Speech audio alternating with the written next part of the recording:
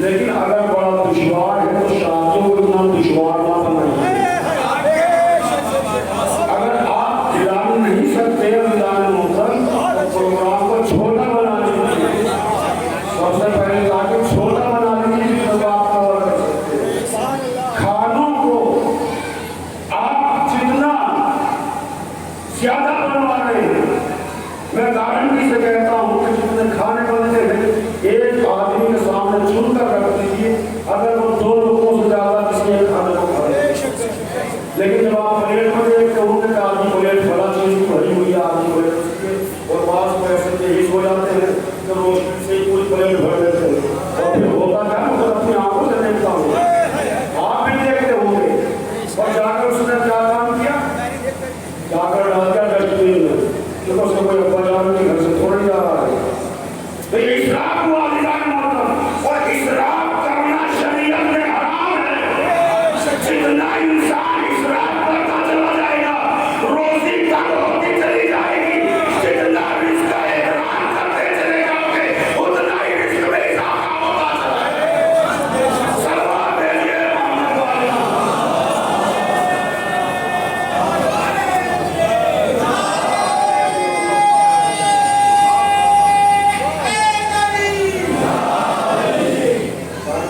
تمام چیزوں کی طرف متوجہ ہونے کی تو میں بڑی شادی کا تو نہیں، لیکن میں پورے بھرے مجموعے سے 10 بستہ یہ گزارش کرتا ہوں، یہ عہد کرتے ہوئے کہ ہم حسینوں میں چھوٹے موٹے فنکشنوں میں آپ بیٹھ کر تمیز کے ساتھ کھائیں.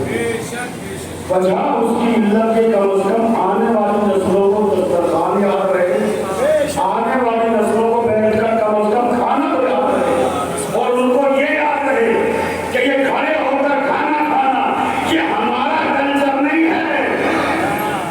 ہمارا کلچر جو ہے وہ بیٹھ کر کھانا ہے. کم از کم انہیں اتنا شعور آئندہ زمانے میں رہے، ورنہ ایسا نہ ہو کہ سب ایسا ہی چلتا ہے کہ 15-20 آدمی ہے وہ بھی کھڑے ہو کر کھا رہے ہیں، لہٰذا وہ دسترخوان کو ہی بھول رہے. لہٰذا کم از کم میں اتنا کہوں گا کہ جس سیرت اور جن اہل بیت کو ہم مانتے ہیں اس سیرت کو برقرار رکھنے کے لیے عہد کر کے کہ ہم 50-100 آدمیوں کے فنکشن میں کم از کم ہم بیٹھ کر کھائیں گے بھی، بیٹھ کر کھلائیں گے. انشاءاللہ ایک سلوات بھیجیے گا.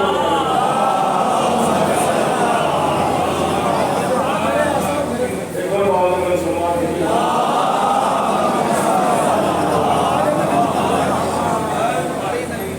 اس لیے کہ رسول جو دوسری قوموں کو ہدایت دے رہا ہے، اخلاق سکھا رہا ہے، تمیز سکھا رہا ہے، کیا وہ رسول افسوس نہیں کرتے ہوں کہ میرے چاہنے والے، میرے ماننے والے کہ کس طرح سے اپنی زندگی کو گزار رہے ہیں؟ جس شریعت کو، جس دین کو بچانے کے لیے حسین نے اتنی عظیم قربانی دی ہے، کیا حسین کو غم نہیں ہوتا ہوگا کہ یہ میرا چلنے والا ہے؟ کیا جب کوئی غیر شرعی کام امام زمانہ دیکھتے ہوں گے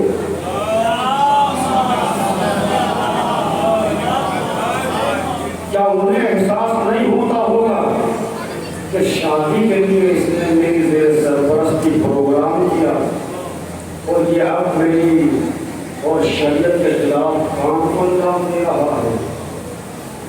نہیں عزیزان محترم، اس لیے کہ ہمارا امام 24 گھنٹے ہمارے اوپر نظر رکھے ہوئے ہیں. یہ اور بات ہے کہ ہم اپنے ایمان کو نہیں دیکھ رہے تھے، لیکن یہ مت بھولیے گا کہ ہمارا ایمان ہمیں نہیں دیکھ رہا ہے، بلکہ ہمارا ایمان ہمیں دیکھ رہا ہے. اس لیے کہ کہیں ایسا نہ ہو کہ جب امام اپنے کسی چاہنے والے کو غیر شرعی کام کرتے ہوئے دیکھتے ہوں گے تو کہیں ایسا نہ ہو تو خون کے آنسو روتا ہو. اس لیے کہ حسین نے اس دین کو بڑی قربانیاں دے کر بچایا ہے. قربانیاں دینے والوں کی یاد بنانا آسان ہے، لیکن اس طرح کی قربانیاں پیش کرنا بڑا مشکل ہے. ان قربانیوں کو ذرا حسین سے معلوم کیجیے کہ جس دین اسلام کی خاطر حسین نے اپنا کڑیل جوان پیش کر دیا،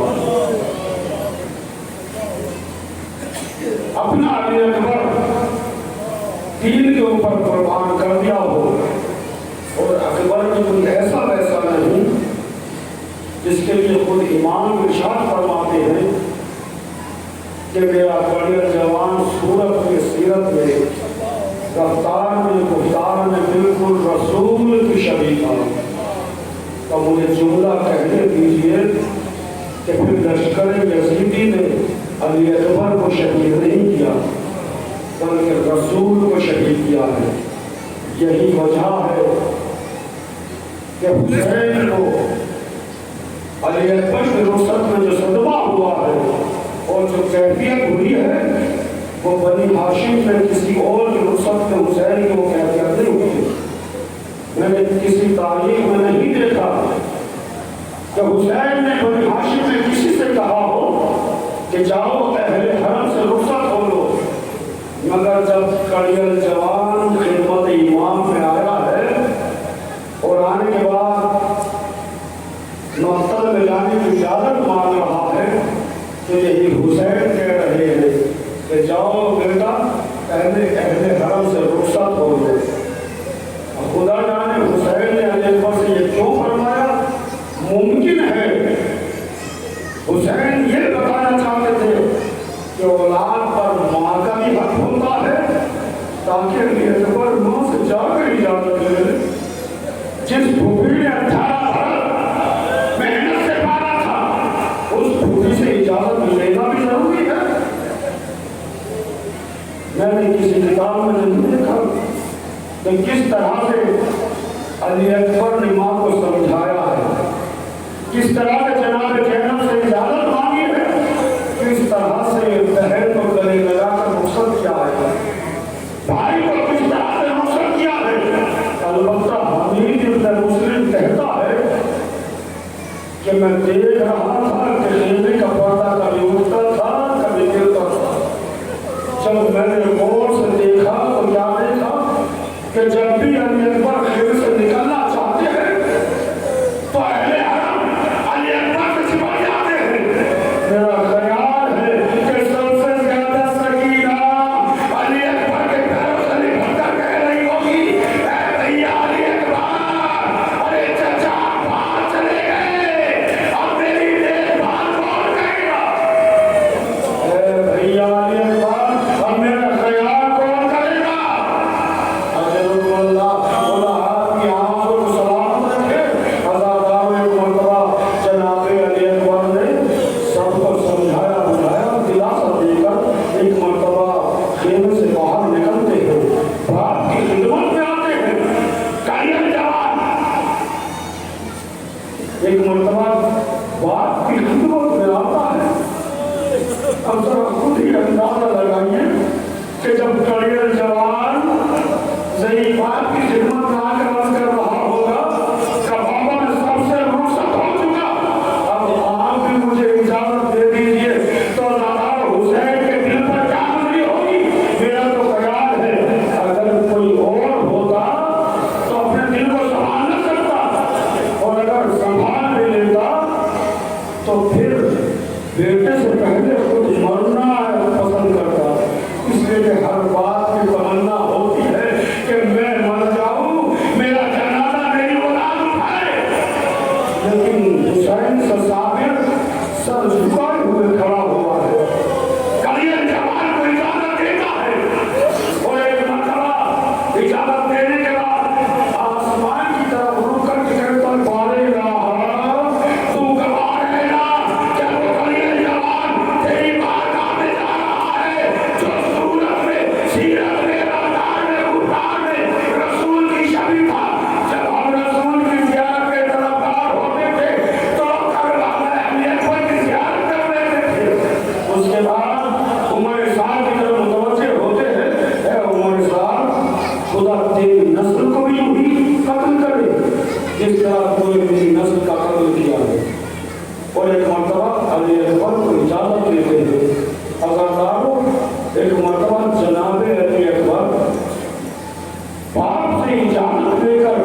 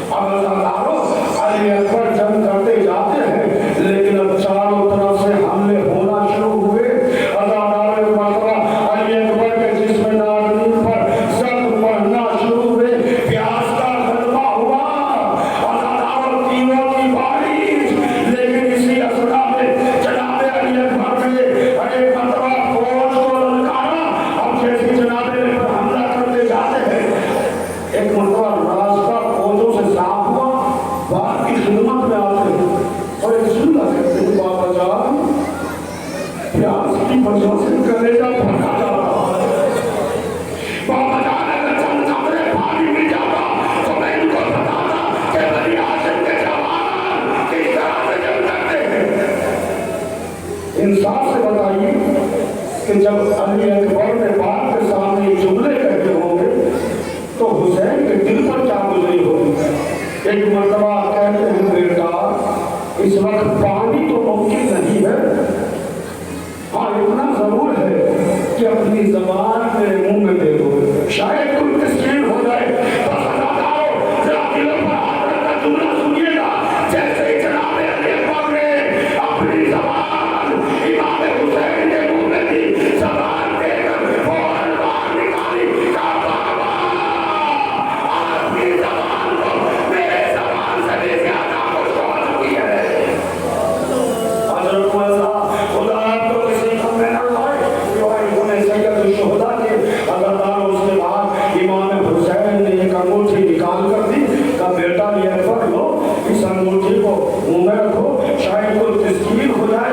और अल्लाह कहते हैं कि अब तुम्हें नाना जान, अब तुम्हें जब से अंदर कौन से पोषण से सैराब करेंगे। एक मर्तबा अली अकबर ने अंगूठी को मुंह में रखा और फिर एक मर्तबा मैदान का आज़ाद में पहुंचे।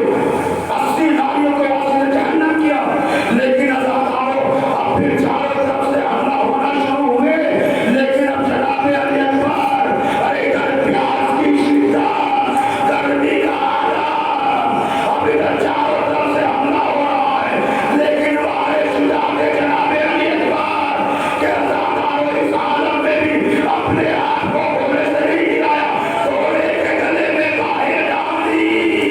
अरे जालिम ने मजबूर पाकर अली अकबर के सीने में नेजा मारा।